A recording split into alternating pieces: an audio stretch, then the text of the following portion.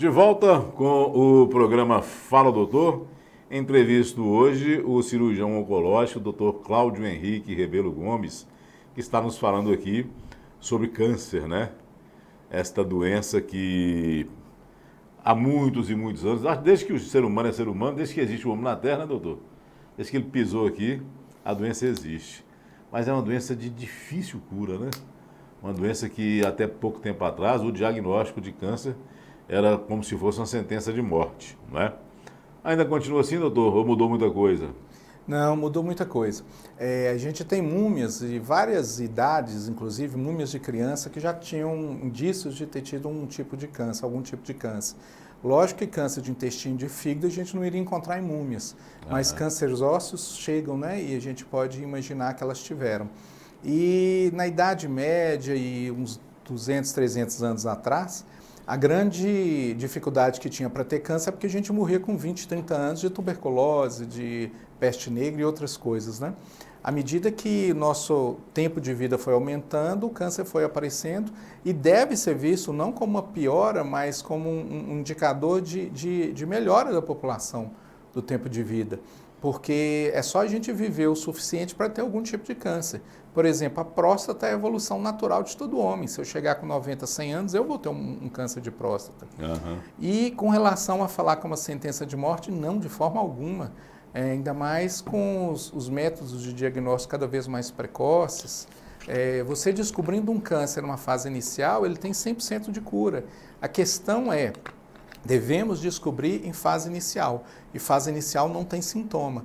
Daí, voltando àquela conversa nossa inicial, a importância desses tipos de lembretes, de acordo com o mês e com a cor, né, da conscientização, para que em determinado mês se fale de mama, em determinado mês se fale de próstata, se fale de estômago e por aí vai, porque a gente ouve na mídia sinais de alerta, ou às vezes espera o sinal de alerta e fala assim, não, eu não vou fazer minha mamografia porque eu não sinto nada. É um grande erro. Quando sentir, já está tarde. Então, a grande questão é essa, é dar o diagnóstico precoce. O diagnóstico precoce, eu tenho 100% de chance de cura. Os tipos de câncer mais prevalentes na mulher, doutor, e os tipos de câncer mais prevalentes nos homens, passa para a gente, por favor, para você que está assistindo aí, começar a preocupar um pouquinho mais e a partir de qual idade que eles ficam mais em evidência? O câncer, para aquela pessoa que não tem um parente ou vários parentes com câncer na família, a gente tem que começar a preocupar a partir dos 40, 45 anos. Mas, por exemplo, o câncer de colo de útero, que é grande maioria transmitido pelo HPV, nós já temos que começar a nos preocupar a partir dos 25, 30 anos. Fazer a prevenção de preferência assim que começar a vida sexual. Câncer de pele, a gente tem que começar a se preocupar quando a mãe fala para a gente sair do sol, desde pequenininho.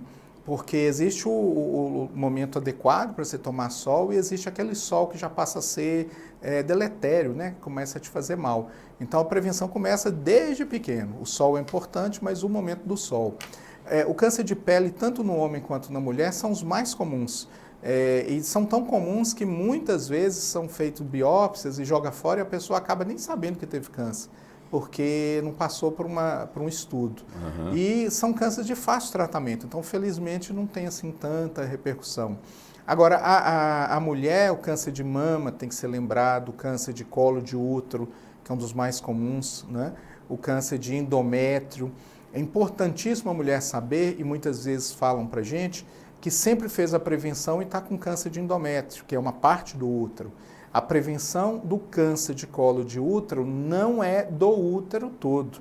Quem fez a prevenção só do colo não está protegida com relação ao corpo do útero, não está protegida com relação ao ovário, à vulva, à vagina.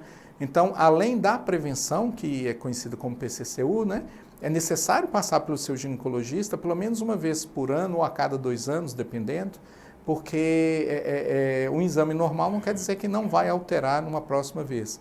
E o homem, a próstata, é sempre lembrado, o pulmão, o estômago, o intestino, esses acabam cometendo os 2 sexos, né? São os mais comuns. E geralmente também a partir dos 45, né? O homem ele deve começar a se preocupar com a próstata a partir dos 40, 45 anos, sim. O intestino, dependendo de ter parentes com câncer na família. Se eu tenho um parente que teve câncer com 50 anos, habitualmente eu retiro 10 anos da idade da pessoa mais nova que teve câncer e começo a fazer meus exames. Então, por exemplo, um tio meu teve câncer com 40 anos.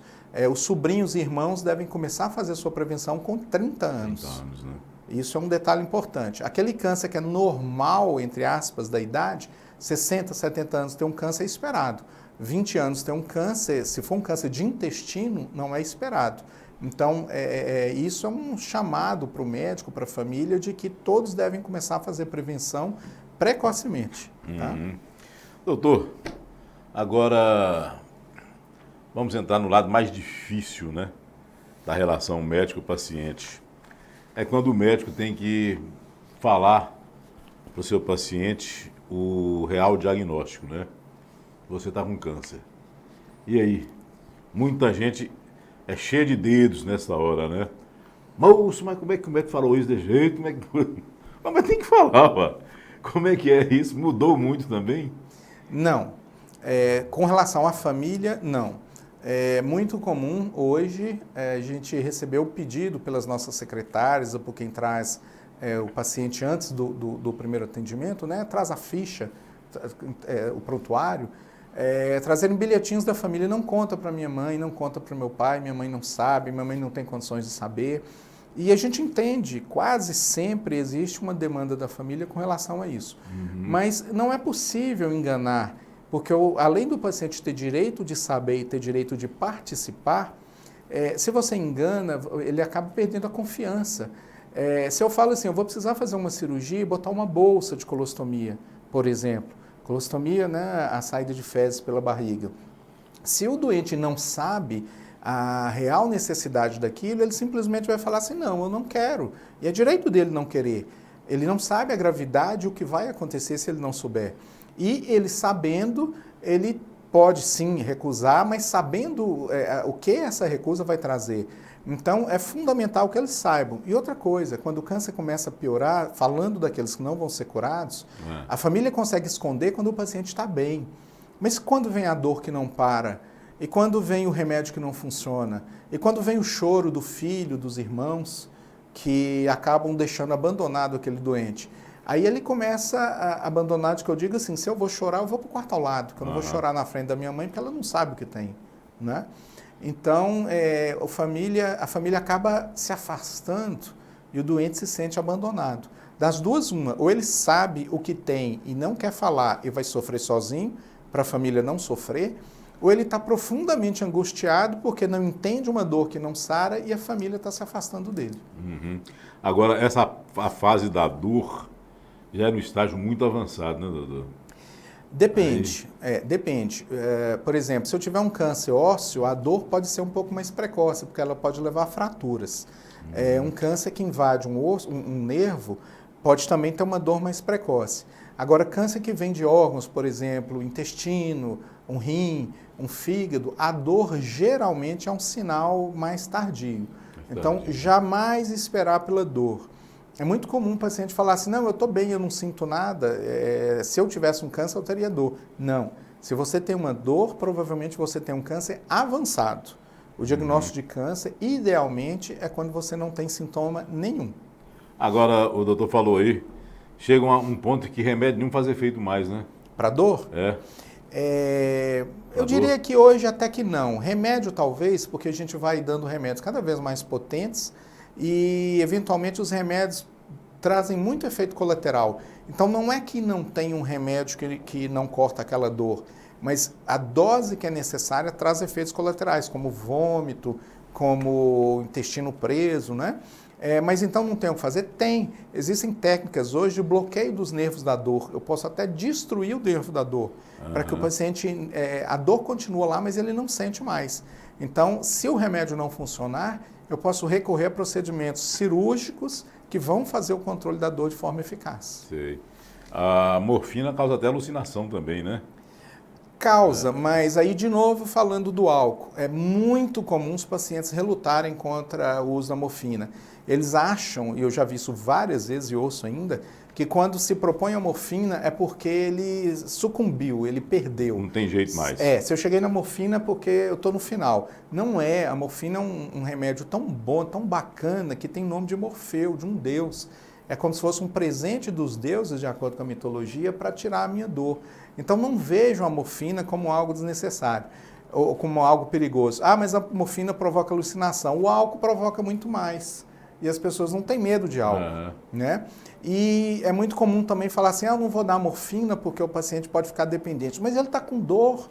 Tirar a morfina de quem está com dor é igual tirar um remédio de asma de quem está tendo uma crise de asma. Porque senão ele vai ficar dependente. Sim. Ele vai morrer de falta de ar.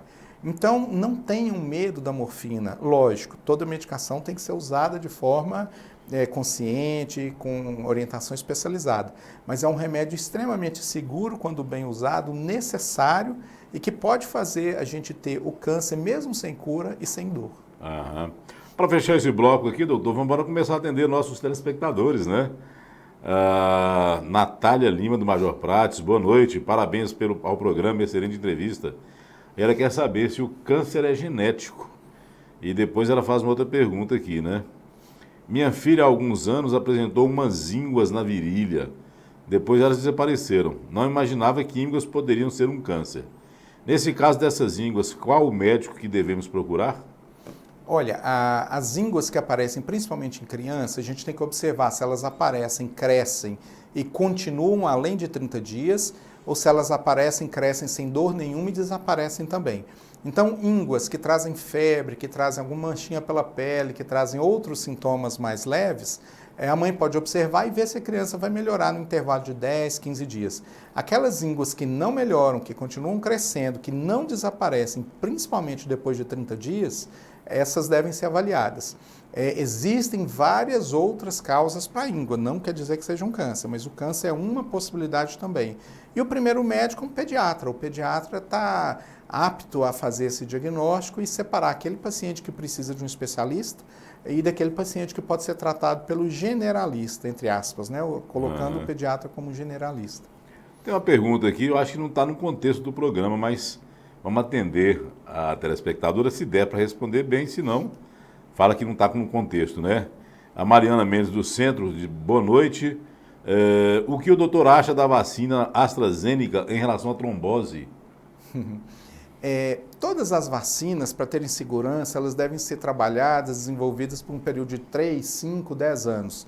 Então, todas, sem exceção, com relação ao Covid, elas foram lançadas para uso geral, assim, pela urgência que a gente estava tendo. As pessoas morriam muito mais por conta da falta da vacina. Pode existir trombose, pode existir algumas outras reações? Claro que pode. No futuro, talvez nós vamos descobrir qual vacina foi melhor, qual vacina trazia mais complicações. Mas no momento, exceto com ressalva médica muito específica, não tenham medo. Especificamente com relação à trombose, por exemplo, o uso de anticoncepcional da pílula provoca muito mais trombose do que a vacina. E não que o anticoncepcional seja seguro, mas que até o próprio anticoncepcional deve ser usado com orientação médica. Então, sim, pode acontecer, mas não deixem de se vacinarem por conta disso. Para fechar esse bloco aqui, eu falei fechando a última, né? Mas agora chegou uma aqui que é muito interessante. Doutor, eu nunca te esqueci. Agradeço a Deus e ao Senhor. Gente, este médico é abençoado. A Flávia Maurício, né? Aí ela quer saber se hérnia abdominal é perigoso, né? Abraços a você com muita gratidão. Ser lembrado com carinho é muito bom, né? Porque a primeira coisa que meus pacientes falam assim, eu nunca queria ter te conhecido. Então o cartão o primeiro contato já é ruim, né? E quando a gente despede, fala assim, espero nunca mais te ver. Então a gente tem que passar um pouco pela psicoterapia para não sofrer muito com isso, né? E quando a gente recebe o carinho assim é muito bom. A hérnia, pacientes que passaram por cirurgia e que fizeram quimioterapia têm uma chance muito grande de desenvolver hérnia. Por quê? Porque a quimioterapia impede a duplicação de células malignas e as células queriam fazer a cicatrização da operação também. Então, quase sempre quem fez quimioterapia vai desenvolver algum tipo de hérnia. A hérnia é perigosa? Na grande maioria das vezes, não. Você pode ter uma hérnia e a única coisa que vai acontecer é ao fazer um esforço, a hérnia aumentar um pouco de volume. Notando que eu estou falando de hérnia que vem de cortes, hérnia na virilha, hérnia no umbigo, devem ser operadas sempre. Mas as hérnias grandes que vêm de corte, se não sentir dor e não for um problema estético, pode ser que não operar seja uma proposta. Eu falo para os meus pacientes, né, direto, que minha mãe, por exemplo, tinha uma hérnia e nunca quis tratar, ficou com ela a vida inteira. Morreu com ela e não dela. Então, não operar é uma opção também. Uhum. Mais participações aqui. Não é uma pergunta. É só para parabenizar pela entrevista e deixar aqui a minha imensa admiração para o Dr. Cláudio Henrique. Inspiração de médico e pessoa. Só gratidão por ele. Um abraço, Afonso. Quem mandou? A doutora Maria Clara, ginecologista Maria Clara Amaral, que foi entrevistada no programa na semana passada. Né? Bem, tem mais perguntas aqui. A gente vai a um pequeno intervalo, mais um. E já já a gente retorna. Dá tempo de fazer a sua pergunta, tá? 998506500 ou pelo WhatsApp 999860326. Já já a gente retorna.